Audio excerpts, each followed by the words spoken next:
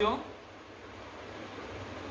मैं ये जो सोनार माता सलुम्बर का जो मामला चल रहा है उस मामले में अपनी तरफ से कुछ बातें बताना चाह रहा हूँ। मैं एक विधायक होने के नाते मैं इस बातों पे नहीं जाना चाह रहा था, लेकिन पूरे आदिवासी इलाकों में जिस तरह से ये पार्टियां भ्रम फैला रही है, ये जो आदिवासी परिवार और बीटीपी के खिलाफ जो माहौल बना रहे हैं, तो लोग भ्रमित हो रहे हैं। लोगों को ये नहीं पता है कि सच क्या है, झूठ क्या है। तो इसके बारे में मैं कुछ बातें बताना चाह रहा हूं। सबसे पहले ये जो सोनार माता झंडे को लेके जो विवाद हुआ है, इसको समझना है तो सबसे पहले हमें इतिहास में जाना पड़ेगा कि सोनार माता का जो इतिहास है। सोनार माता मतलब एक सलुम्बर में राजा हुआ करता था सोनार भील। उसकी जो पत्नी थी,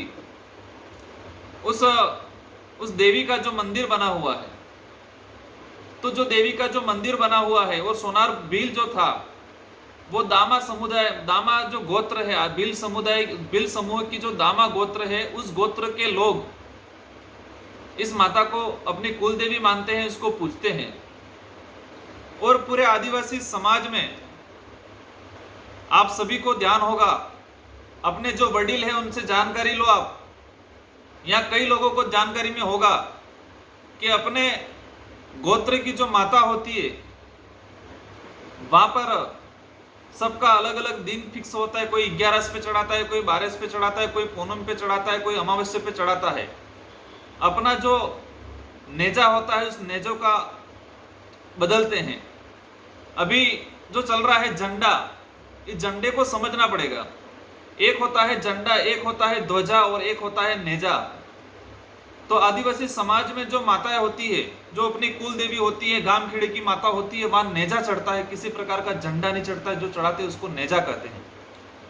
और आप सभी अपने अपने गांवों में इसके बारे में जानकारी लो कि जो नेजा चढ़ता है उस माता के मंदिर पे, कोई भी माता हो, किसी की भी कुल देवी हो, तो वहां एक तो लाल कलर का और हरा कलर का नेजा चढ़ता है। इसके बारे में भी जो मैंने बुजुर्गों से जानकारी ली कि लाल कलर कहां चढ़ता है, हरा कलर कहां चढ़ता है। जो एक महिला जो होती है उसका पति पहले मरता है और महिला बाद में मरती है, तो वो एक देवी मानी जाती है और उस देवी का जो मंदिर होता है वहां लाल नेजा चढ़ता है। और पुरुष की मृत्यु बाद में होती है, महिला पहले मरती है या कुंवारी कन्या मरती है, तो वहां हरा चढ़ाते हैं। ये आदिवासी समुदाय की एक परंपरा, संस्कृति, रीति रिवाज है ये। लेकिन आज ये जो मामला बन रहा है झंडे के नाम पे, पूरे आदिवासी इलाके में सारे पार्टी के लोग और विशेषकर बीजेपी का जो एजेंडा है, तो हमें जो ये समझना है कि ये मामला स्टार्ट कहां से हुआ। आज देश का चौथा स्तंभ कहा जाता है मीडिया। देश का चौथा स्तंभ कहा जाता है मीडिया।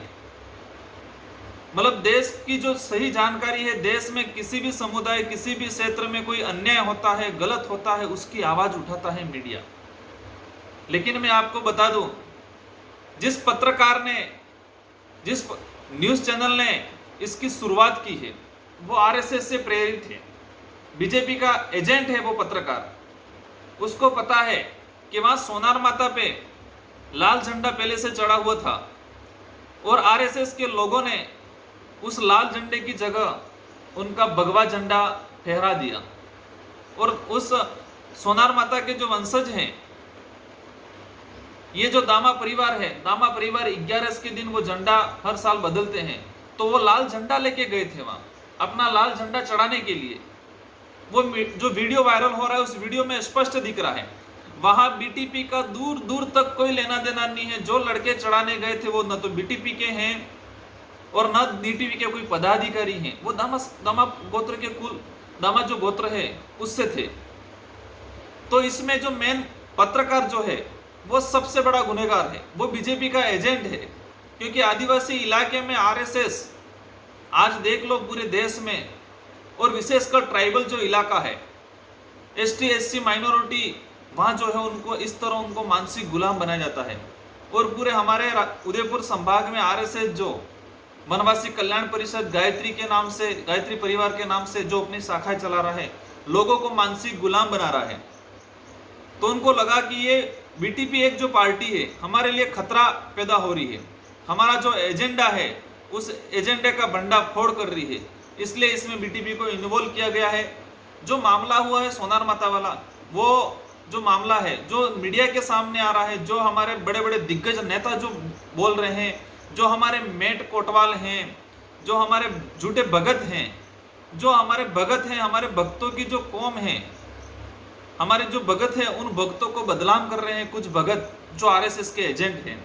हमारे मेट कोटवाल, इस गांवों में हमारी इतनी इज्जत रहती है, लेकिन कुछ गिने चुने मेट कोटवाल अपने स्वार्थ के लिए बीजेपी के एजेंट बने हुए हैं और उनके कहने पे ये लोग आज बीटीपी पार्टी के खिलाफ, आदिवासी परिवार के खिलाफ अपना झूठा बयान दे रहे हैं। सबको पता है कि सच्चाई क्या है। अब बात होती है ये हो क्यों रहा है, क्योंकि बीजेपी का जो धरातल है आदिवासी इलाके में, बीजेपी देश में उसी नाम से राज कर रही है, हिंदुत्व, राष्ट्रवाद, भारत पाकिस्तान। बीजेपी का शिक्षा को लेके, स्वास्थ्य को लेके, शिक्षा को लेके, स्वास्थ्य को लेके और हमारे बेरोजगार जो युवा हैं उनकी नौकरियों के लेके कोई एजेंडा नहीं है, उनके लिए कभी कोई पहल नहीं की है। आज पूरे देश में प्राइवेटीकरण हो रहा है, उसके लिए कोई बोल रहा है क्या? आज नौकरियां समाप्त हो रही है, बेरोजगार पूरे रोडों पे भटक रहे हैं। पूरे देश में जो सरकारी जो संस्थाएं थी उनको प्राइवेटीकरण किया जा रहा है, लेकिन आज देश का जो युवा है वो समझ चुका है। और विशेषकर हमारे आदिवासी इलाके की बात करें तो उन्होंने हिंदुत्व के नाम से लोगों में जहर घोल रखा है। हिंदू मुस्लिम के दंगे करवाना, पाकिस्तान चीन का न्यूज़ चैनलों में दर्शा दर्शा के लोगों में अंधभक्त बनाना, तो ये बीटीपी है उनकी, ये जो खोखली उनकी नीति है, हमारे देश को खोखला करने वाली जो नीति है, उस नीतियों के खिलाफ उनका भंडाफोड़ कर रही है, इसलिए उनको बीटीपी अखर रही है। सबको पता है। हमारे माननीय, हमारे सदन के प्रतिपक्ष नेता, उन्होंने ये बयान लिखा है, उन्होंने हमारे डीजी को लेटर लिखा है कि बीटीपी ये कर रही है, झंडा उतार दी है, धार्मिक वो कर रही है, वो कर रही है। आज हम कहते हैं कि हमारा भारत देश धर्मनिरपेक्ष देश है, धर्मनिरपेक्ष देश है।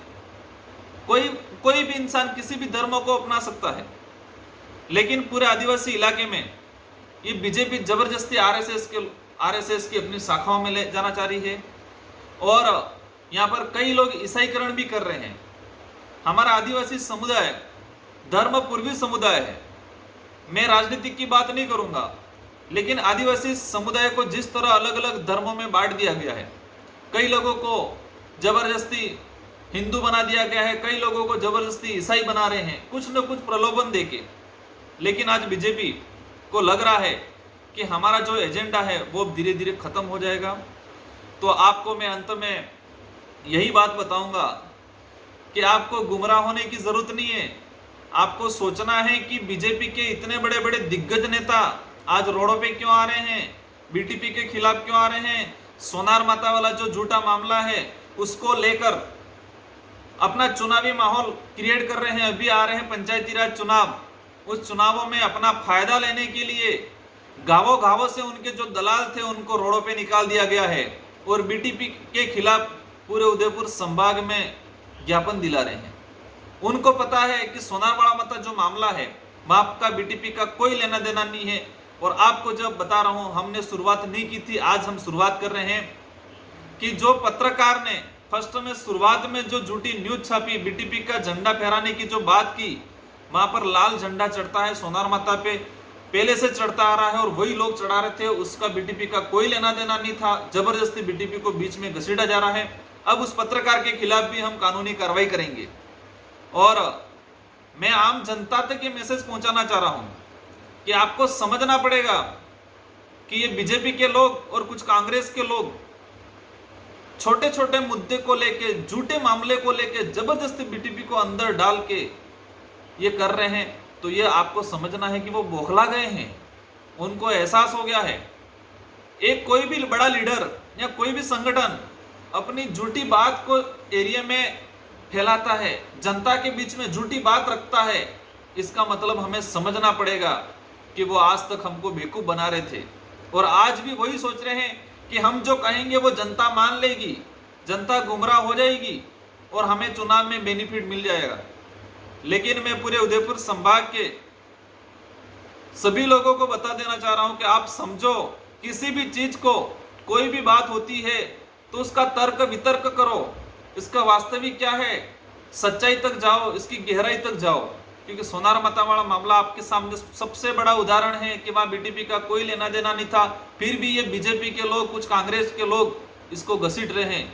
तो आपको समझना पड़ेगा कि ये आज तक हमारे लोगों को कितना बड़ा बेवकूफ बना के राज कर रहे थे। अब उनकी जो पॉलिसी थी, वो लोग जो झूठे झूठे जुमले देके हमारे एरिया में हमारे लोगों को पार्टी, उनकी पार्टी के प्रति जो जिस तरह आकर्षित कर रहे थे, वो अब धीरे धीरे खत्म हो रहा है। इसलिए वो लोग कर रहे हैं, आपको समझना है और आपको जवाब देना है इन संगठन वालों को, इन पार्टियों वालों को। आने वाले चुनाव में आज तक हमें धर्म के नाम से, जाति के नाम से उन लोगों ने भड़काया है। हमेशा बात करते, कुछ भी बात होती है, देश में बेरोजगारी की बात होती है, बात लेके आ जाते हैं चीन में ये कर दिया, पाकिस्तान वालों को हम ऐसे सबक सिखा देंगे। राष्ट्रवाद, हिंदूवाद, इसी बात पे ये लोग आज तक चुनाव लड़ते आए, उसी बात को लेके कर रहे हैं। बेरोजगार भटक रहा है दर दर, एक भूखा प्यासा गरीब आदमी, इसको रहने के, खाने के फाफे पड़ रहे हैं, उसके लिए कोई बात नहीं कर रहे हैं ये लोग। आप लोगों को समझना है, विशेषकर उदयपुर संभाग के जो हमारे भाई बहन हैं, जो वडील हैं, हमें गाँवों गाँवों में ये जागरण पैदा करना है कि ये जो झूठे झूठे मामले लेकर हमारे आदिवासी समाज को, बीटीपी को जिस तरह बदनाम कर रहे हैं, तो इसके पीछे कारण क्या है। आपको जय जोहार, जय आदिवासी, जय बिल प्रदेश।